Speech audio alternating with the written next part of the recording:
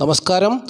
നാളെ ശുഭമാണോ എന്നുള്ള പ്രതിദിന ജ്യോതിഷ പരമ്പരയിലേക്ക് എല്ലാ പ്രിയപ്പെട്ട ജ്യോതിഷ വിശ്വാസികളെയും വളരെ സ്നേഹത്തോടെ ഹാർദവമായി സ്വാഗതം ചെയ്യുന്നു.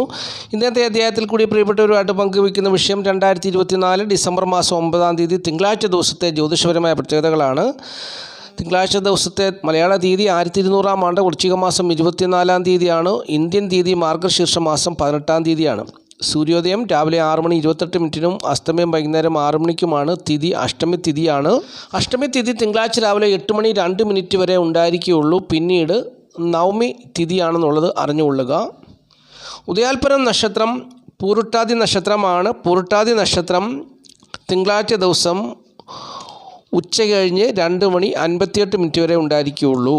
പിന്നീട് ഉത്രട്ടാതി നക്ഷത്രമാണെന്നുള്ളതും അറിഞ്ഞുകൊള്ളുക. അപ്പോൾ ഇങ്ങനെയുള്ള കാര്യങ്ങളൊക്കെ പറയുന്നതാണ് ജ്യോതിഷപരമായ പ്രത്യേകതകളെന്ന് പ്രിയപ്പെട്ടവർ മനസ്സിലാക്കുക.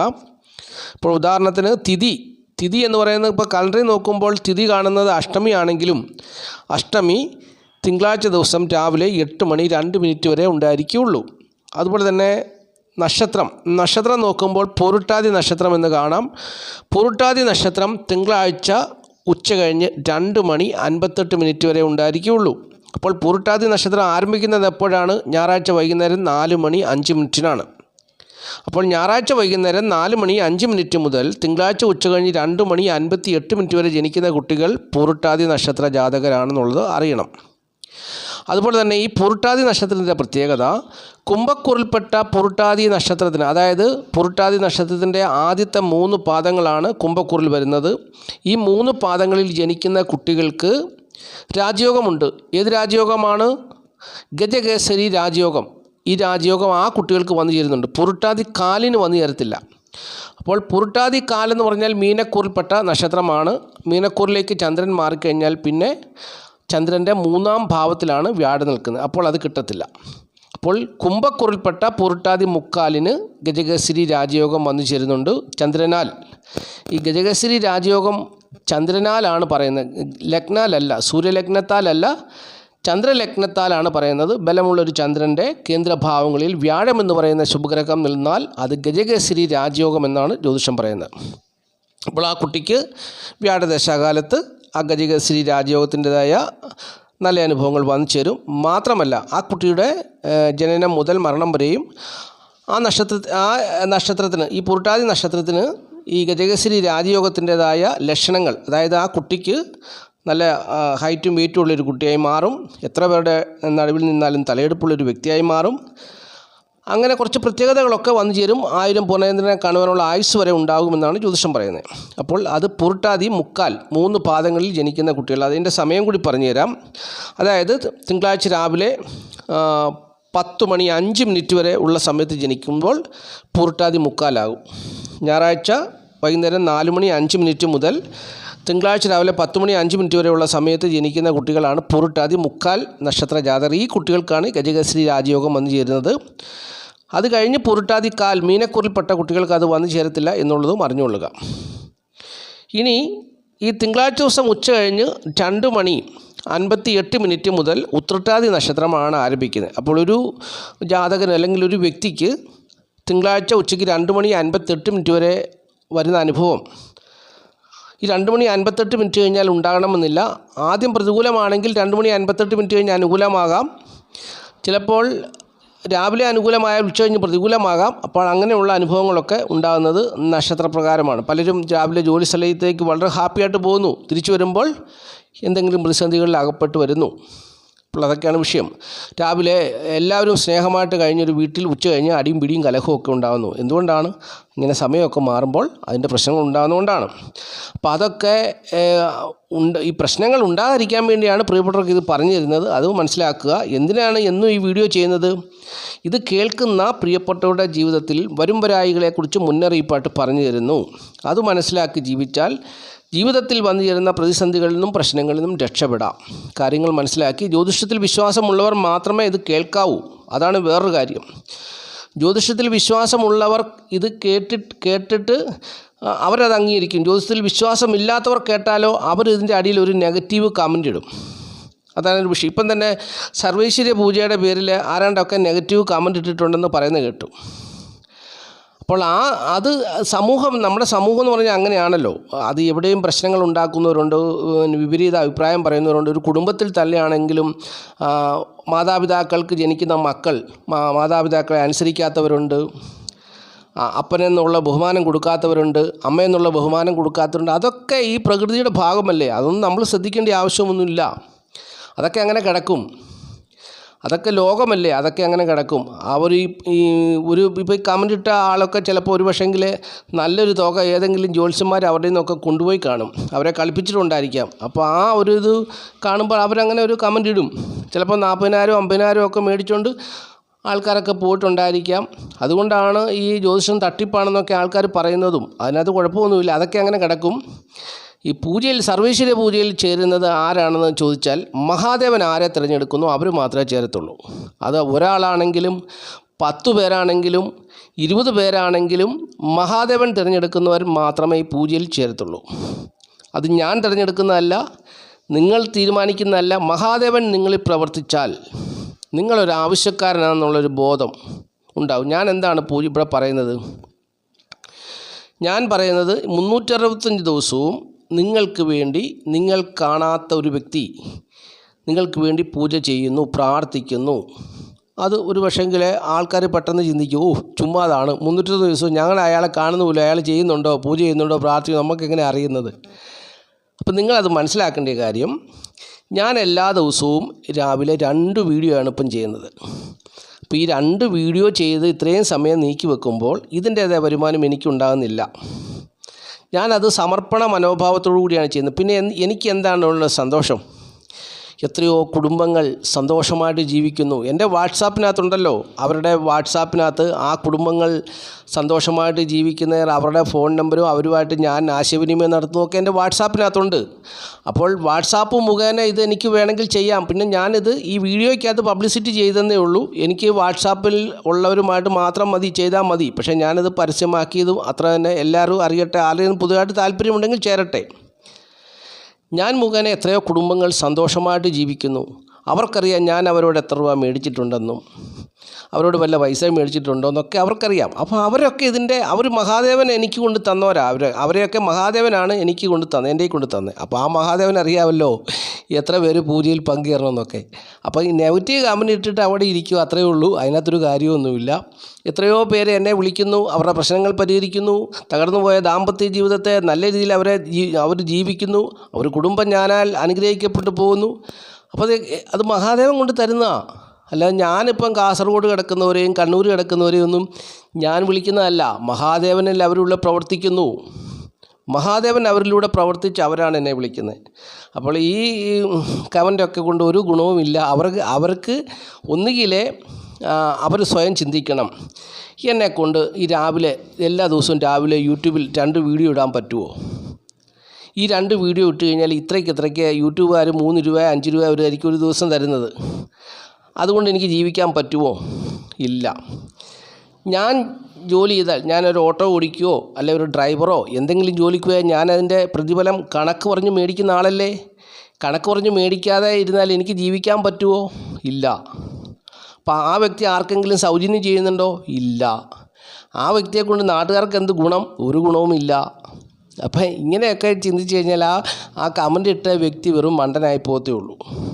അപ്പം അദ്ദേഹത്തിന് ഈ സമൂഹത്തിന് വേണ്ടി വാക്കുകൊണ്ട് ഒരു കാര്യവും ചെയ്തു കൊടുക്കാനുള്ള ശേഷിയില്ല. അല്ലെങ്കിൽ അദ്ദേഹം എന്നെപ്പോലെ വീഡിയോ ദിവസം ചെയ്യട്ടെ. മറ്റുള്ളവർക്ക് ഒറ്റ കുടുംബത്തെ, ഈ കേരളത്തിൽ 3 കോടി ജനങ്ങൾ താമസിക്കുന്ന കേരളത്തിൽ ഒരു കുടുംബത്തിന് ഒരു കൈത്താങ്ങായി മാറാൻ കഴിയുമോ? ഒരു തകർന്നു പോയ ഒരു കുടുംബത്തെ രക്ഷിക്കാൻ പറ്റുമോ? ഒരു കുടുംബത്തിൽ സമാധാനം കൊടുക്കാൻ പറ്റുമോ? അങ്ങനെ കഴിവുള്ളൊരു വ്യക്തിയാണെങ്കിൽ അയാളെ കമൻ്റ് എടുത്തില്ല. അപ്പോൾ അയാൾക്ക് ഈ പറയുന്ന യാതൊരുവിധ യോഗ്യതയും ഇല്ല.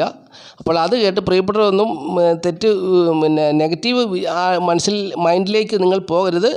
അപ്പോൾ ഇതൊക്കെയാണ് നമ്മുടെ സമൂഹം എന്ന് പറഞ്ഞാൽ അങ്ങനെയൊക്കെയാണ്. അതൊക്കെ അങ്ങനെ കിടക്കും. അപ്പോൾ നമ്മൾ പറഞ്ഞു വന്ന വിഷയം, ഈ വിശ്വാസമില്ലാതെ ഏതൊരു കാര്യവും കേൾക്കുകയും ചെയ്യുകയും ചെയ്താൽ അതിന് ഫലമില്ല എന്നുള്ളതാണ് അതിൻ്റെ മറ്റൊരു കാര്യം. അപ്പോൾ നമ്മൾ പറഞ്ഞു വന്നത്, ഞായറാഴ്ച വൈകുന്നേരം, അതായത് ഞായറാഴ്ച ഉച്ച കഴിഞ്ഞ് 4:05 മുതലാണ് പൂരുട്ടാതി നക്ഷത്രം ആരംഭിക്കുന്നത്. പൂരുട്ടാതി നക്ഷത്രം തിങ്കളാഴ്ച ഉച്ചയ്ക്ക് 2:58 കൊണ്ട് അവസാനിക്കും. അപ്പോൾ ഈ പൂരുട്ടാതി നക്ഷത്ര പ്രകാരം ഒരു കുടുംബത്തിൽ അല്ലെങ്കിൽ ഒരു ഭാര്യയും ഭർത്താവും നല്ല സ്നേഹബന്ധത്തിലായിരുന്നെങ്കിൽ പിന്നീട് വരുന്ന ഉത്രട്ടാതി നക്ഷത്രപ്രകാരം അവർ തമ്മിൽ പിണങ്ങുവാനോ കലഹിക്കുവാനോ സാധ്യതയുണ്ട്. ഇനി പൂരുട്ടാതി നക്ഷത്രപ്രകാരം പിണങ്ങിയിരിക്കുന്നവർ ഈ ഉത്രട്ടാതി നക്ഷത്രപ്രകാരം സ്നേഹത്തിലാകുവാൻ സാധ്യതയുണ്ട്. അതൊക്കെയാണ് മനുഷ്യജീവിതത്തിൽ ഇങ്ങനെയൊക്കെയാണ് കാര്യങ്ങളൊക്കെ നടക്കുക, നക്ഷത്രപ്രകാരമാണ് ഈ കാര്യങ്ങളൊക്കെ നടക്കുന്നത് എന്നുള്ളതാണ് പറഞ്ഞു വരുന്നത്. അപ്പോൾ അത് വിശ്വസിച്ചാൽ, നിങ്ങളതൊക്കെ കേട്ട് മനസ്സിലാക്കിയാൽ, അപ്പോൾ അതുപോലെ നിങ്ങൾ ബുദ്ധിപരമായിട്ട് പ്രവർത്തിച്ചാൽ ഈ പ്രശ്നങ്ങൾ, ഒരു കുടുംബത്തിലെ പ്രശ്നങ്ങൾ, വഴക്കും അഭിപ്രായ വ്യത്യാസവും തമ്മിൽ സ്നേഹക്കുറവും ഒക്കെ അത് ഇല്ലാതാക്കിയെടുക്കാൻ പറ്റും എന്നുള്ളതാണ് ഞാൻ പറഞ്ഞു വന്ന കാര്യം. ഓക്കെ, ഇനി നമ്മൾ ചിന്തിക്കാൻ പോകുന്നത് ഈ പൂരുട്ടാതി നക്ഷത്രപ്രകാരം തിങ്കളാഴ്ച ദിവസം ഉച്ച കഴിഞ്ഞ് 2:58 വരെ പൂരുട്ടാതി നക്ഷത്രമുണ്ട്. അപ്പോൾ ഈ പൂരുട്ടാതി നക്ഷത്രപ്രകാരം ഏതൊക്കെ നാളുകാർക്കാണ് നല്ല അനുഭവങ്ങൾ വരുന്നത് എന്നുള്ളതാണ് പറയാൻ പോകുന്നത്. പൂരുട്ടാതി നക്ഷത്രപ്രകാരം പൂരാടം, തിരുവോണം, വിശാഖം, ചതയം, അനിഴം, തിരുവാതിര, പുണർതം ഇത്രയും നാളുകാർക്ക് തിങ്കളാഴ്ച ഉച്ച കഴിഞ്ഞ് 2:58 വരെയുള്ള സമയം അനുകൂലമായ അനുഭവങ്ങൾ വന്നു ചേരുമെന്നുള്ളത് അറിഞ്ഞുകൊള്ളുക. തിങ്കളാഴ്ച ഉച്ച കഴിഞ്ഞ് 2:58 വരെ പൂരുട്ടാതി നക്ഷത്രമുണ്ട്. അപ്പോൾ പൂരുട്ടാതി നക്ഷത്രപ്രകാരമാണ് തിങ്കളാഴ്ച ദിവസം പൂരാടം, തിരുവോണം, വിശാഖം, ചതയം, അനിഴം, തിരുവാതിര, പുണർതം എന്നീ നാളുകാർക്ക് നല്ല അനുഭവങ്ങൾ വന്നു ചേരുക എന്നുള്ളത് അറിഞ്ഞുകൊള്ളുക. അതുപോലെ തന്നെ ഈ സമയത്ത് പ്രതികൂലമായ അനുഭവങ്ങൾ തിങ്കളാഴ്ച ഉച്ച കഴിഞ്ഞ് 2:58 വരെ പൂരുട്ടാതി നക്ഷത്രപ്രകാരം പ്രതികൂലമായ അനുഭവങ്ങൾ വന്നു ചേരുവാൻ സാധ്യതയുള്ളത് ഉത്രം, അവിട്ടം, ഉത്രാടം, മൂലം എന്നീ നാളുകാർക്കാണെന്നുള്ളതും അറിഞ്ഞുകൊള്ളുക. ബാക്കിയുള്ള നാളുകാർക്ക് സുഖദുഃഖ സമ്മിശ്രമായ അനുഭവങ്ങളായിരിക്കും എന്ന് മനസ്സിലാക്കുക. അപ്പോൾ തിങ്കളാഴ്ച ദിവസം ഉച്ച കഴിഞ്ഞ് 2:58 മുതൽ ഉത്രട്ടാതി നക്ഷത്രം ആരംഭിക്കുകയാണ്. ഉത്രട്ടാതി നക്ഷത്രപ്രകാരം ഏതൊക്കെ നാളുകാർക്കാണ് തിങ്കളാഴ്ച ഉച്ച കഴിഞ്ഞ് 2:58 മുതൽ അനുകൂലമായ അനുഭവങ്ങൾ വന്നു ചേരുക എന്നുള്ളതാണ് പറയുന്നത്. അവിട്ടം, ഉത്രാടം, അനിഴം, തൃക്കേട്ട, പുണർതം, പൂയം, പൂരുട്ടാതി എന്നീ നാളുകാർക്ക് നല്ല ഫലങ്ങൾ പ്രതീക്ഷിക്കാവുന്ന സമയമാണ്. തിങ്കളാഴ്ച ഉച്ച കഴിഞ്ഞ് 2:58 മുതൽ ഉത്രട്ടാതി നക്ഷത്രപ്രകാരം അവിട്ടം, ഉത്രാടം, അനിഴം, തൃക്കേട്ട, പുണർതം, പൂയം, പൂരുട്ടാതി ഇത്രയും നാളുകാർക്ക് നല്ല അനുഭവങ്ങൾ പ്രതീക്ഷിക്കാം. പ്രതികൂലമായ അനുഭവങ്ങൾ ഉത്രട്ടാതി നക്ഷത്രപ്രകാരം വന്നു ചേരാൻ സാധ്യതയുള്ളൂ. തിങ്കളാഴ്ച ഉച്ച കഴിഞ്ഞ് 2:58 മുതൽ പ്രതികൂലമായ അനുഭവങ്ങൾ ഉത്രട്ടാതി നക്ഷത്രപ്രകാരം വന്നു ചേരുവാൻ സാധ്യതയുള്ള നാളുകാർ പൂരാടം, ചതയം, തിരുവോണം എന്നീ 3 നാളുകാരാണ്. സൂക്ഷിക്കുക. ഏതെങ്കിലും വിധത്തിൽ നിങ്ങൾ ടെൻഷൻ അടിക്കാനുള്ള സാധ്യതകളൊക്കെ വരും. അപ്പോൾ അതിനെ അതിജീവിക്കണം. പെട്ടെന്ന് മനസ്സിലേക്ക് ഓടി വരണം, ഇന്നെനിക്ക് പ്രതികൂലമായ ദിവസമാണ്, ഞാൻ ചാടിക്കയറി പ്രതികരിച്ചൊരു പ്രശ്നമൊന്നും ഉണ്ടാക്കണ്ട, അങ്ങ് ഒന്ന് തണുത്ത് ശാന്തമായേക്കണം. ഓക്കെ, അപ്പോൾ പ്രശ്നങ്ങളില്ലാതെ നമുക്ക് ജീവിച്ചു പോകാം. ഒരു മനുഷ്യജീവിതത്തിൻ്റെ വിജയം എന്ന് പറയുന്നത് 1 പ്രശ്നങ്ങളില്ലാതെ ജീവിക്കുക, 2 രോഗങ്ങളില്ലാതെ ജീവിക്കുക, 3 സാമ്പത്തികമായ കടബാധകൾ വരുത്തി വെക്കാതെ ജീവിക്കുക, ഉള്ളതുകൊണ്ട് തൃപ്തിയോടുകൂടി ജീവിക്കുക. 2 സെൻറ്റ് സ്ഥലമുള്ളെങ്കിലും ആ 2 സെൻറ്റ് സ്ഥലത്തിന് അതൊരു കുഞ്ഞു വീട് വെച്ച് ആ വീടിൻ്റെ പണികളൊക്കെ തീർത്ത് അതൊരു കൊട്ടാരത്തെ പോലെ കണ്ട് നല്ല മനോഹരമാക്കി ഒരു മുറിയാണെങ്കിലും 2 മുറിയാണെങ്കിലും അതിൻ്റെ പണികളെല്ലാം തീർത്ത് നല്ല മനോഹരമായൊരു കൊച്ചു ഭവനം, അത് മതി. 2 സെൻറ്റ് മതി. ആ 2 സെൻറ്റിനകത്തുള്ളൊരു കൊച്ചു മനോഹരമായൊരു ഭവനം, അത് നിങ്ങളുടെ നക്ഷത്രപ്രകാരം നിങ്ങൾക്ക് യോജിക്കുന്ന വിധത്തിൽ പണിയണം. നിങ്ങളുടെ നക്ഷത്രപ്രകാരം അനുകൂലമായ കിടപ്പുമുറി ഉണ്ടായിരിക്കണം, അനുകൂലമായ ഒരു അടുക്കള ഇവിടെ വരണം, അനുകൂലമായ ഒരു പ്രധാന വാതിൽ വരണം. എങ്കിൽ ആ വീട്ടിൽ നിങ്ങൾ സന്തോഷത്തോടു കൂടി ഐശ്വര്യത്തോടും കൂടി 1000 വർഷം ജീവിക്കും. അപ്പോൾ അവിടെ 2 സെൻറ്റ് സ്ഥലത്തിനകത്ത് ഒരു കൊച്ചു വീടുണ്ടെങ്കിലും ആ വീട്ടിലെ കിടപ്പുമുറി ഭാര്യയ്ക്കും ഭർത്താവിനും അനുകൂലമായ, അവരുടെ നക്ഷത്രപ്രകാരം അനുകൂലമായ സ്ഥാനത്തായിരിക്കണം. പ്രധാന വാതിൽ ഗൃഹനാഥനും ഗൃഹനാഥയ്ക്കും അനുകൂലമായ സ്ഥാനത്തായിരിക്കണം പ്രധാന വാതിൽ. അപ്പോൾ ഈ വാതിലൊക്കെ അങ്ങോട്ടും ഇങ്ങോട്ടും മാറുകയാണെങ്കിൽ, ഇപ്പോൾ നിങ്ങളുടെ നക്ഷത്രപ്രകാരം ഒരു അഷ്ടമ രാശിയിലാണ് ആ വാതിൽ വരുന്നതെങ്കിൽ ആ വീട്ടിൽ നിങ്ങൾക്ക് ഒരു സമാധാനവും സ്വസ്ഥത ഉണ്ടാകത്തില്ല. കടബാധകളും പ്രശ്നങ്ങളും, നിങ്ങൾ കുടുംബാംഗങ്ങൾ പരസ്പരം ചേരാത്ത ഒരു ജീവിത സാഹചര്യങ്ങളൊക്കെയാണ് ഉണ്ടാകുക എന്നുള്ളതാണ് അറിഞ്ഞിരിക്കേണ്ടത്. അതാണ് വാസ്തു. എൻ്റെ വാസ്തുവാണ്. മറ്റുള്ളൊരു വാസ്തു പറയുന്നത് എന്താണ്? കന്നിമൂലയെ കക്കൂസ് പണിയരുത്, അല്ലെങ്കിൽ ഇവിടെ ഇത് വെക്കരുത്, അത് വെക്കരുത്, കുറേ ചെടി വെക്കരുത്, അങ്ങനെയൊക്കെ ആൾക്കാർ പറയും. അതൊക്കെ അവരുടെ വാസ്തു. ഞാൻ പറയുന്ന വാസ്തു ഇങ്ങനെയാണ്. നിങ്ങളുടെ നക്ഷത്രപ്രകാരം നിങ്ങൾക്ക് അനുകൂലമായ സ്ഥാനത്തായിരിക്കണം നിങ്ങളുടെ കിടപ്പുമുറി, നിങ്ങളുടെ വീടിൻ്റെ പ്രധാന വാതിൽ നിങ്ങളുടെ നക്ഷത്രപ്രകാരം യോജിച്ച സ്ഥാനത്തായിരിക്കണം. നിങ്ങളുടെ വീട്ടിലെ അടുക്കള, അവിടെ ദാരിദ്ര്യം ഉണ്ടാകരുത്, കൊണ്ടുവന്നാൽ തികഞ്ഞു പറ്റാതെ വരരുത്. അപ്പോൾ അത് നിങ്ങൾക്ക് സൂട്ടബിളായിട്ടുള്ള സ്ഥാനത്തായിരിക്കണം. നിങ്ങളുടെ ജീവിതത്തിലേക്ക് വന്നു ചേരുന്ന ലാഭകരമായ അനുഭവങ്ങളൊക്കെ നിലനിൽക്കണമെങ്കിൽ ആ വീടിൻ്റെ ലാഭസ്ഥാനം നിങ്ങളുടെ നക്ഷത്രവുമായിട്ട് പൊരുത്തപ്പെടണം. അങ്ങനെ ഒത്തിരി കാര്യങ്ങളുണ്ട്. അപ്പോൾ അതാണ് എൻ്റെ വാസ്തു. അപ്പോൾ അത് ഞാൻ അങ്ങനെയാണ് വാസ്തു ചെയ്തു കൊടുക്കുന്നത്. അപ്പോൾ അങ്ങനെയൊക്കെ ആയെങ്കിൽ ആ വീട്ടിൽ നിങ്ങൾ ഒരു പ്രശ്നവുമില്ലാതെ നല്ല ഒരു ദാമ്പത്യ ജീവിതമൊക്കെ നയിച്ച് മുമ്പോട്ട് പോകും. ഇപ്പം ചാടിക്കയറി വീടിൻ്റെ കട്ടല ഇടിച്ച് കളയാനോ അല്ലെ മുറി ഇടിച്ച് കളയാനോ ഒന്നും പറ്റത്തില്ല. അപ്പോൾ അതിനുള്ള പരിഹാരങ്ങളൊക്കെ ചെയ്ത് ജീവിക്കുക.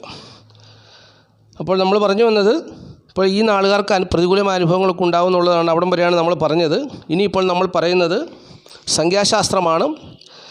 സംഖ്യാശാസ്ത്രം പറയുന്നത് ഇംഗ്ലീഷ് മാസ തീയതി വെച്ചാണ്. തീയതി 9 അപ്പോൾ ഏതൊരു മാസത്തെ 9, 18, 27 എന്നീ തീയതികളിൽ ജനിച്ചവർക്ക് അനുകൂലമായ ഒരു ദിവസമാണ് തിങ്കളാഴ്ച ദിവസം.